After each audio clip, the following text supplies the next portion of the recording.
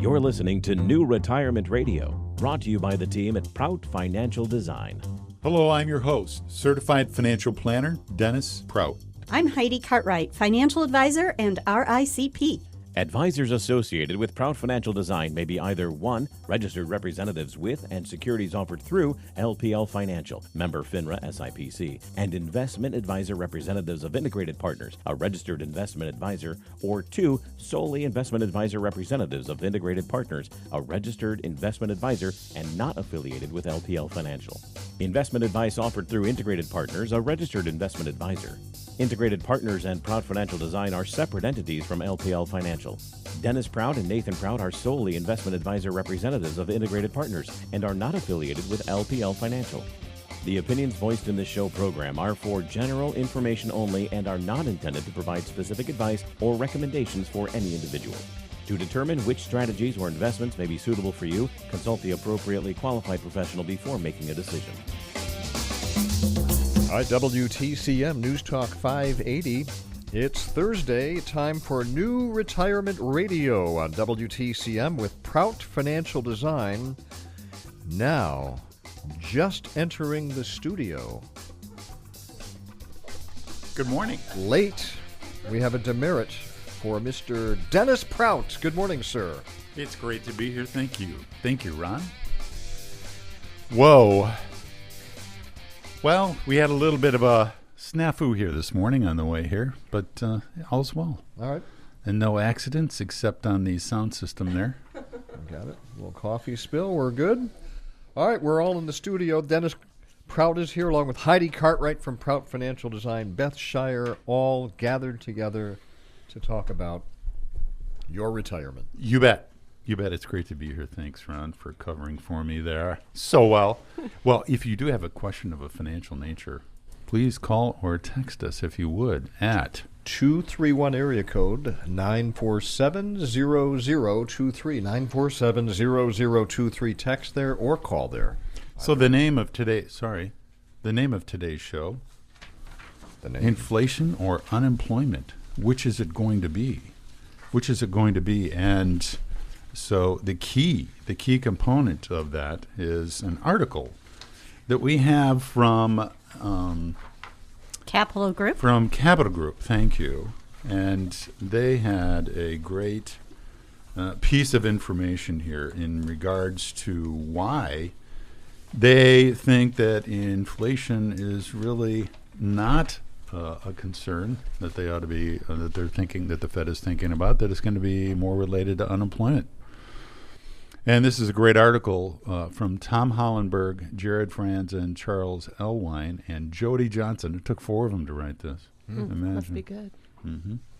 Going forward, I do think the labor market is going to get more of the Fed's attention than inflation, as I just mentioned, says Tom. He is a fixed income manager or bond manager there at American Funds. I think the Fed is basically expressing the view that tariff-related inflation is a one-off. It's, in essence, not an issue. And that clears the ground for a rate cut now as well as additional cuts later this year. Now, the dates of the Fed's meetings are October 28 and 29 and December 9 and 10. And it's thought by the betting markets, if you will, that the Fed has about a 70 to 75% chance of cutting the rate another quarter point in both of those meetings. If that's the case, obviously that means a half a point total. Now, some on the Fed are saying that they don't think that's going to be the case. As always, it's open to discussion, but it would appear with today's situation that may well be the case. Now, today, he says, I thought that was an interesting point. GDP, the third and final estimate for the second quarter. Finally, for the second quarter, is coming out today. And 3.8%. 3.8% from April through June. So I think that was up from 3.3. And a dramatic upgrade of its previous estimate of second quarter growth. So it would appear that the economy is doing better than they initially estimated for the first two times. Well, Dennis, when we talk about the Fed, what I always like to cast my mind back to is during 2022, when they told us they would never cut the rate more than 25 basis points, or raise the rate more than 25 basis points, and then like the next week it went up 75 basis points. So when we listen to the Fed, I always have I'm a little bit skeptical that they actually will do what they say, but we like to look at what they say is coming, but we always have to remember they could do something totally different. Always, they could do something totally different. And doesn't that just make it interesting for all of us who are trying to deign what's going on out there? It keeps it exciting. Yeah. Miss Skeptismo. Yeah. Yes, Skeptismo. my new name. Interesting quote here from France. In my view, the U.S. economy is entering a mini-cycle slowdown. Hiring may stall across multiple sectors, but not enough for the unemployment rate to rise to levels commonly associated with a recession. Now, that inflation number is very interesting indeed. There is still a lot of growth in this economy, and mostly fueled at this point by the amount of investment in AI and other countries placing monies within these good old United States, indirectly and directly. Power generation, AI data centers, they're probably going to be overbuilt, thank you very much. And the amount of trade that's happening is just, these are stunning numbers that are happening. Now, given the war against artificial, I'm not sure that artificial intelligence, that moniker, is going to stay with us that long. I kind of smiled as I read it this morning. It's like, artificial intelligence. I don't know about that. What a name. Yeah.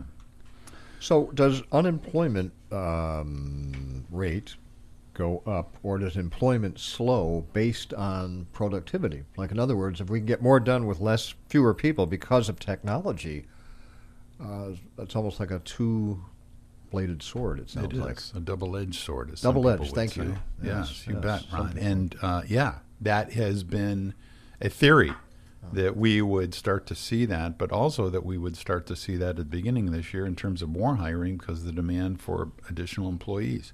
Now, another part of that's driving, they're saying, unemployment rates down in spite of less hiring is the immigration policy here, the amount of immigrants that are no longer allowed into this country. So that is another driver that was specifically tighter U.S. immigration policy has influenced labor markets. Immigration enforcement has reduced the overall number of workers in the economy, contributing to relatively stable unemployment levels this year, even as hiring has drastically slowed. Now, this could be especially for those who show up late to work. Or radio shows. Or late to the radio show. Yes, he's unemployed. Whatever happened to him, I don't know.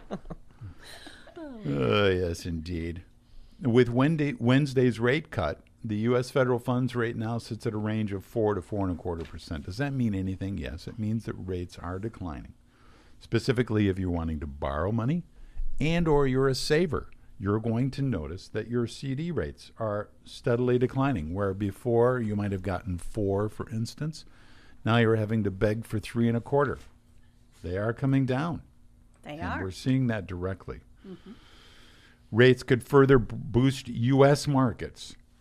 So after a period of tariff-related volatility earlier this year, the S&P 500 index has hit a series of new highs, in and including September. Everyone remembers the song from Neil Diamond?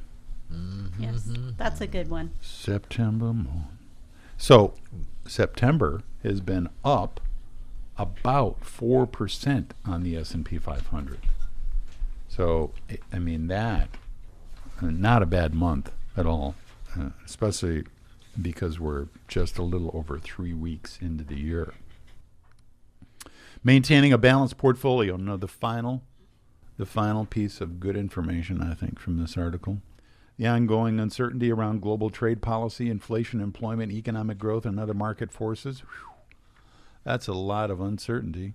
provides a reminder of why it's important for investors to maintain a diversified, well-balanced portfolio constructed to help it buffer market shocks. So do you have that buffer, if you will, in your portfolio? Are you able to stand the negativity that could occur? Now, negativity never happens, or rather in the markets, it never happens in a vacuum. The news tends to follow it and or sometimes precede it. Inflation and Fed independence are issues that I am particularly concerned about and watching closely, says Jody Johnson. U.S. valuations, equity valuations are at very high levels right now, so an inflationary shock or a crisis at the Fed would probably not be well received by investors. I think if there was a crisis at the Fed, most people would be very surprised because they're rather slow moving. So a crisis there could happen, but it would seem to me to be unlikely. In spite of the political interjections that seem to be happening here and there. Okay? So inflation or unemployment, the Fed makes its choice. It would appear as though they're not as concerned about inflation. They've somewhat given up on that 2% number and more embracing the 3% number. Now, let's not say embracing too loudly, shall we? I mean, you know. Somebody writes to us here Yes. at New Retirement Radio that revised GDP that we mentioned and Jerome Powell's remarks on stocks being expensive, but that's not his problem. How does that weigh in on the next rate cut decision, in your opinion? That's a great question. In terms of how it's going to weigh in, it might tell us that they are less likely to do that, that they may be less likely to do that. We'll have to see. October 28 and 29, it's a whole month away. A lot can happen in 4 weeks. That's the next meeting Yes, of the Fed? It is. So, we'll just see what other economic numbers we're seeing, indications of employment, unemployment, any adjustments that are made further to that. We'll just have to see what difference that might make. And, where the betting markets are, we're keeping an eye on that. I mean, everyone is watching this quite closely.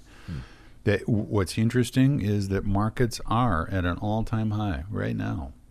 And what's driven them is this growth that we've been talking about. And they've maintained those highs.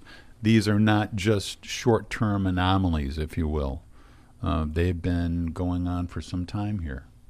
So these highs have been significant. And they've so far been able to maintain themselves. So we'll see. It's interesting. There's a graph of the S&P 500 year to date, and pretty steady for the first few months. And then Liberation Day, when President Trump announced tariffs, there's that huge drop-off. Yes. But when you look at the rest of the year, that huge drop-off kind of disappears. You don't really notice it like you did a few months ago. Because, what'd you say, it's up, it's up 12.5% roughly year to date. Yes. Drop-off looks more like a blip now. Yeah. Surprised. It's up significantly from those lows. And what's interesting is that individual investors piled in at that point, where institutions generally did not. And the individuals did much better, which is another really interesting point, that they didn't run away, which they often do when we get those kinds of corrections. So they've tended to stay with it. Why is that, do you think? Is that just having faith in the economy, having faith in the president's policies, or what do you think? I don't know that they had faith in the president's policies. I think they had more faith in the economy and its strength. And they were looking for value. And they found it. They found it big. And for those that were able to stick with it. Now, what's interesting is those that manage money, the word that I'm seeing and reading, if you will, is that they're looking for another opportunity for pullbacks.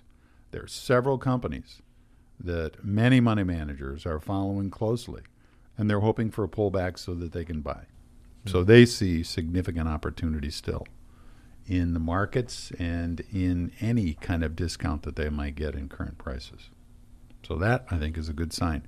We'll see. There always can be negativity and or other issues that occur. We can't cover them all here, but it's very interesting to see the importance of diversification, understanding that a lot of these companies that are not growth orientated have not participated near to the degree of these AI firms. Given that reality, there's still some relatively conservative values out there.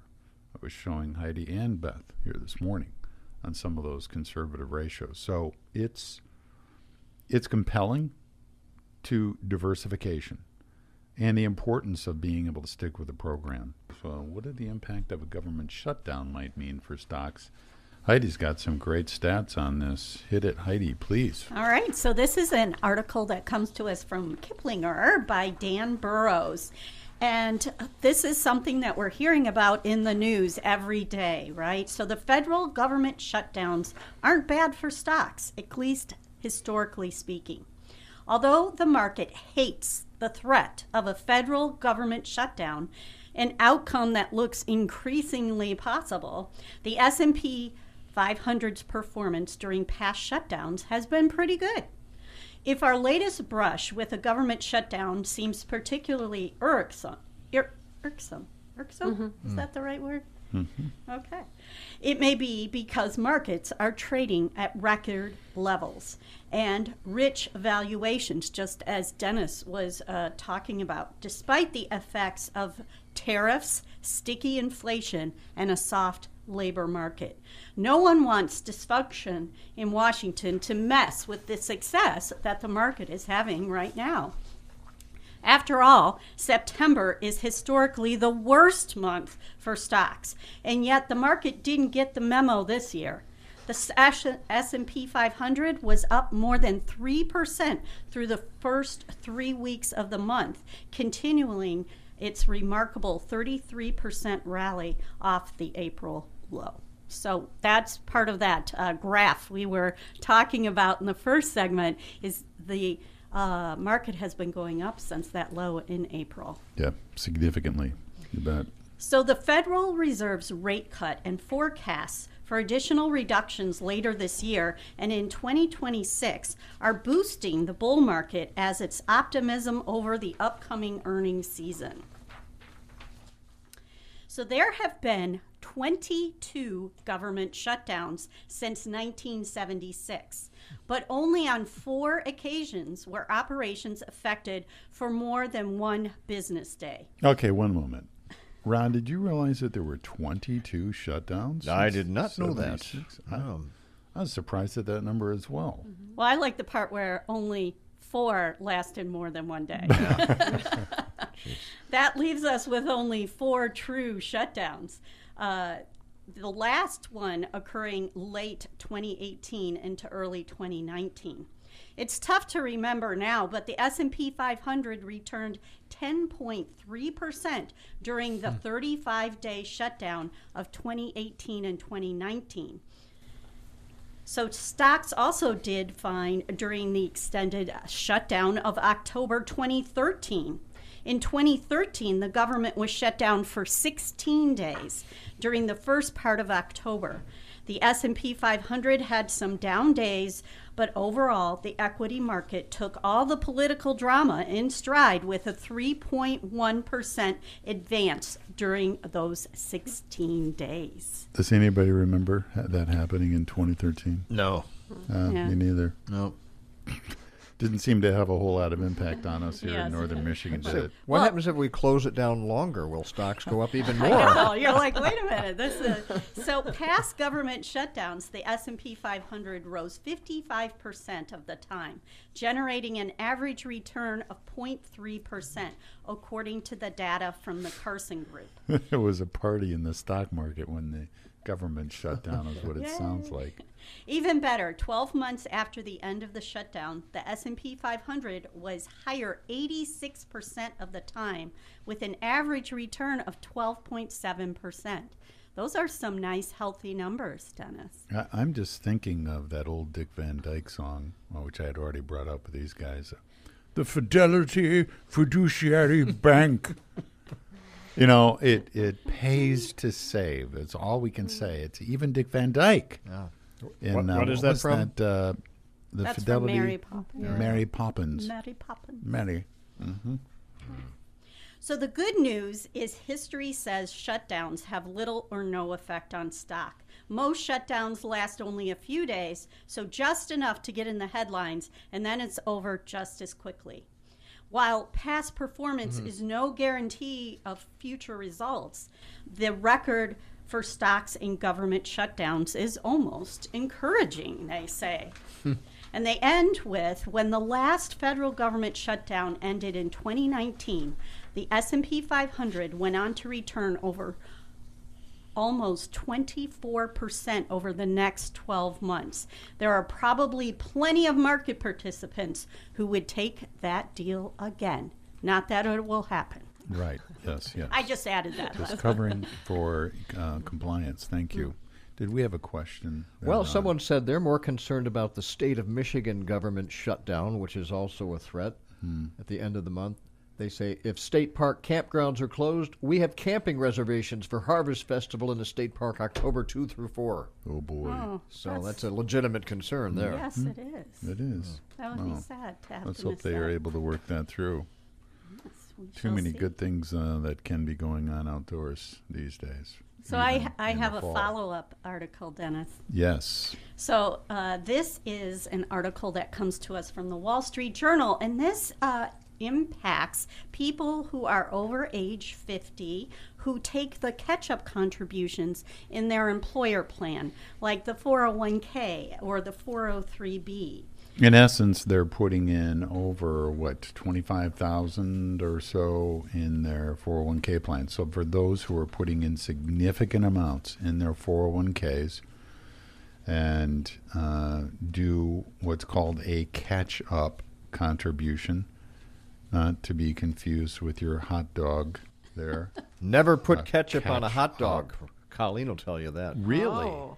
Yep. see? Really? Yeah, never, Just nope. mustard? That's the Chicago style? Yep. No, Yep. no Right. ketchup. No catch-up. Do they put celery salt Yeah. on? Yes. Oh, yeah. And pickles, maybe? Mm-hmm. So the catch-up contribution, is 20. The regular contribution, $23,500 for 2025, plus another $7,500. So that $7,500 amount, if one were to put in that full amount, would have some issues different in 26, Heidi. Right. So this is who will be affected. It's a perk for being over 50, being able to put in a little extra into your plan.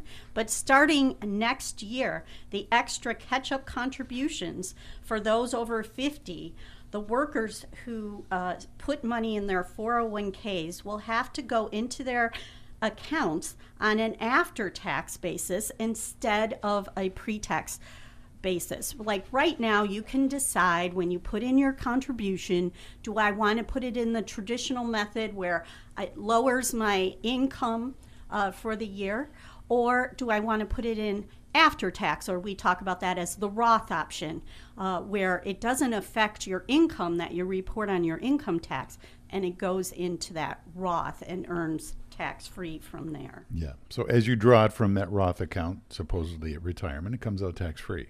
That's the advantage of the Roth option within your 401k or your 403b. Correct. This is going to be required of both types of plans, correct? Correct. Yeah. And this is a law that was passed back in 2022, Secure 2.0, but the final regulations just came out on September 15th of this month. So that is why we're talking about it. It was another one of those things that they pass, and the custodians aren't necessarily ready for those changes, and so it takes a while for people to get everything in order to be able to enact all these new rules. So the administrators of these plans, in essence, it took them almost 3 years. Is that what you're saying? Was it 2022 that this 2022 law. was? Yeah, okay. Yeah. Okay, so this restriction is only going to go into effect for what they call a high earner. And then the next question would obviously be, what constitutes a high earner? Well, in the IRS view, that's people making over $145,000 a year in wages. This change means many workers will pay taxes on their catch-up money up front during the high-earning years instead of deferring that to the potentially lower-earning years in retirement. The money would go into the Roth account where it can later be withdrawn tax-free. So an interesting observation is that this is the first time that the tax code is mandating Roth savings, which gives the government its cut of the money up front. Surprise. They want it now, or at least a part of it now. So, for example, they have an example here. A 60-year-old in the 35% tax bracket could lose nearly a $4,000 deduction for the $11,250 super catch-up that they qualify with the new rules for people 60 through 64. So that could change your tax bill, and you may notice it or you may feel it. So because this raises adjusted gross income, and it can possibly disqualify people from other tax breaks that they get, like for phase-outs at higher income levels, such as deductions for student loans, deductions for state and local taxes. All these things could be affected, and it could push those workers maybe into a higher tax bracket, at least paying higher taxes. Very interesting. It's fall, and I was just thinking about, obviously everybody knows it is, but man, what a season of weather we've had. Hasn't it just been stunning? Best stretch I can ever remember. Oh, my gosh. For September. For whatever reason, thoughts of all those colorful pumpkins and all the rest came to mind. Just stopping at some of the fruit stands and that sort of thing. I picked up some pumpkins. I got a orange and white one, which I hadn't Really? seen. Yeah. No. I like it. Yeah, no kidding. All right, so we had a question here, Ron. Dennis, if we use the guideline for retirement annual account withdrawals of 4%, should we add the advisor's 1% annual fee to make it 5% to leave us with 4, or subtract it to leave us with 3% to live off of? Yeah, what I would say is just take 4% of the beginning portion of your portfolio for that year as a general withdrawal option. Now that comes into also brings up how your portfolio is invested. If a portion of it is invested for growth and income, if a portion is invested for it to help produce that sort of income, are you set to draw from your portfolio at those rates?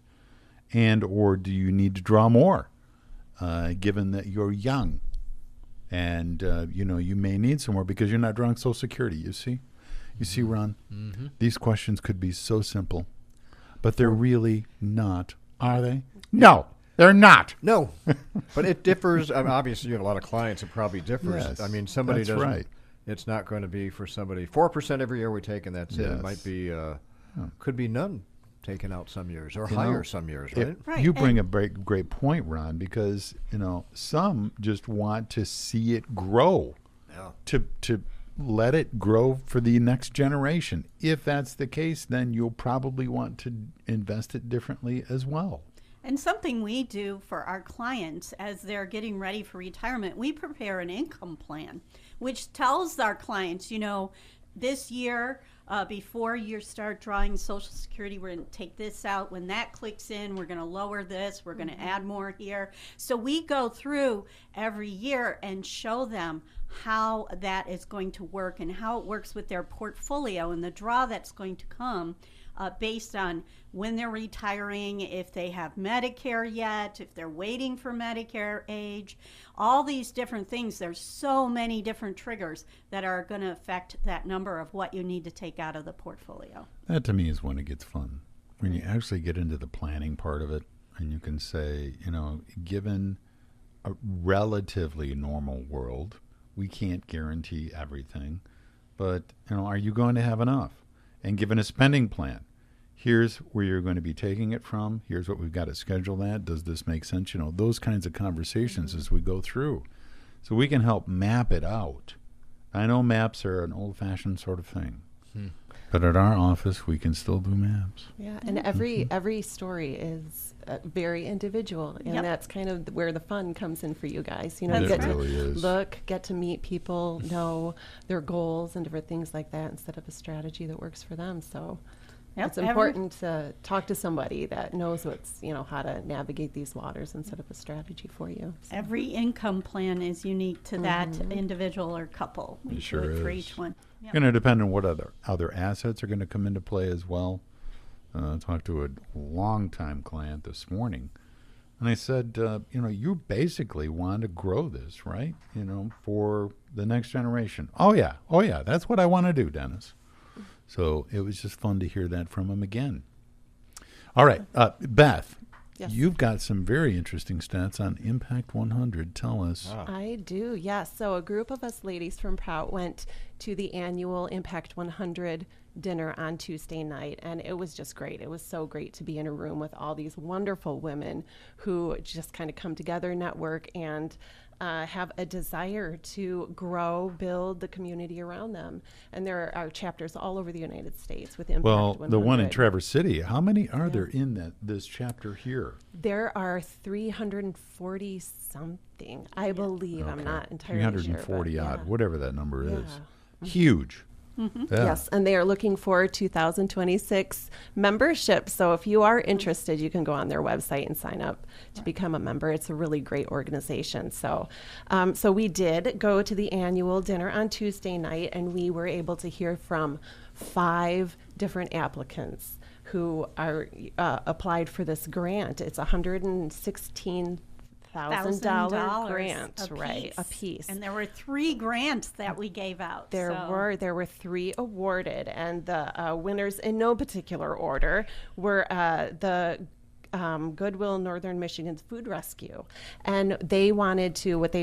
They're putting the funds towards is a walk-in cooler. They distribute over 2 million pounds of food annually to individuals in the 5-county region. So hang on a second. Food Rescue distributes how many pounds? 2 million pounds of food annually.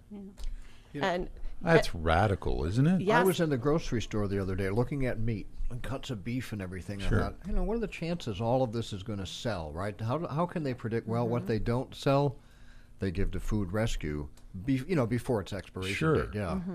So. Yes. And the gentleman who gave the talk for Food Rescue, he mentioned he'll get calls from farmers and say, hey, I have 2,000 pounds of apricots. Do you want them? And not having enough cold storage that they can house that and then distribute it to the food banks was preventing them from accepting all these potential donations out there. Sure. Yeah. I wonder if they get calls from individuals who trying to get rid of their zucchini. Do you know anyone who's trying to get rid of their zucchini? This thing grew to football size. I need to get rid of it.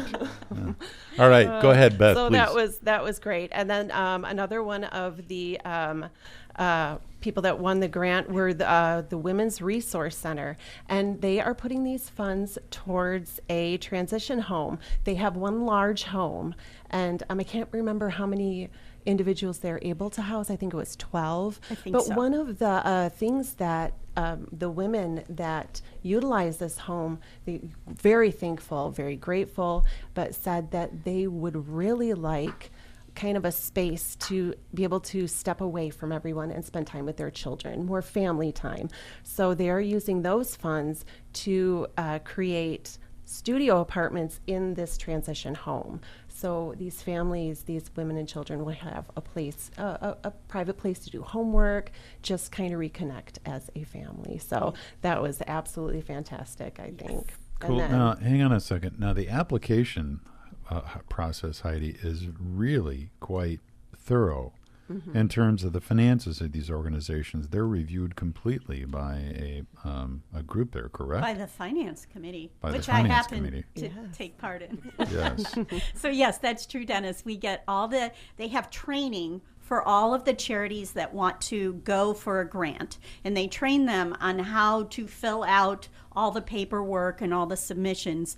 And then it goes through the different committees, the different interest committees, and they then send it to the finance committee, where we review the last 3 to 4 years of financials, make sure it's a sustainable organization, that our money can be well spent, and then it goes back again to the interest committees, and they go and they do site visits, and they actually go and see what these different endeavors want to do, and then we get a finalist from each category, and then we go to the annual dinner. So it's quite a process. Do the applicants have to have, like Beth mentioned, specific projects? They can't just say, we want the money, don't worry, we'll do good stuff with it? Right. We like to see what do they want to do that's going to take their endeavor to the next level. And it's really great because as the years go by, they invite us back, and we get to see, I know one I went to was Inland Seas,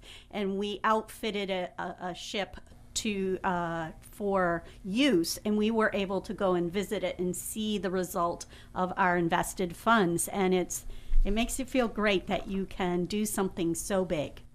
That's incredible. Okay, there's one more, is there not? There is. Yeah. And then the last recipient was Groundwork Center. And what they do is they're using these funds to build a live stream, record, and distribute critical food as medicine education across Northwest Lower Michigan. And what they want to do is to be able to stream, they provide classes in healthy eating, cooking classes, how to prepare food, menu, and things like that for the community, for single mothers they do, and addiction treatment services. They work with them as well. People with diabetes, all these different things.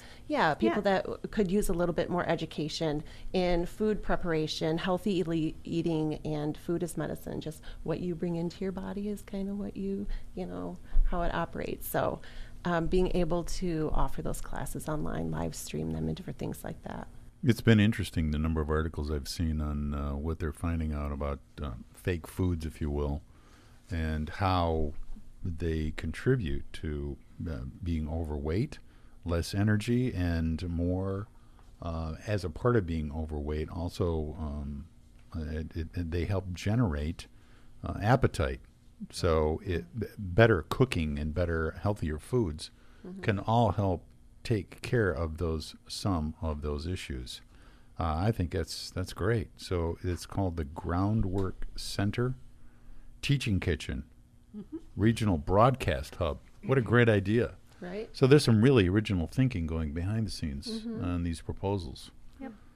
Oh, great. Okay, how much time do we have And the here? members each donate, what, $1,000 per year? $1,000. So it's a big... it's a big ask. 340 plus women all donate $1,000 each. Yes. Boom. There's some real gifts going on. I mean, obviously, they're all over 100,000.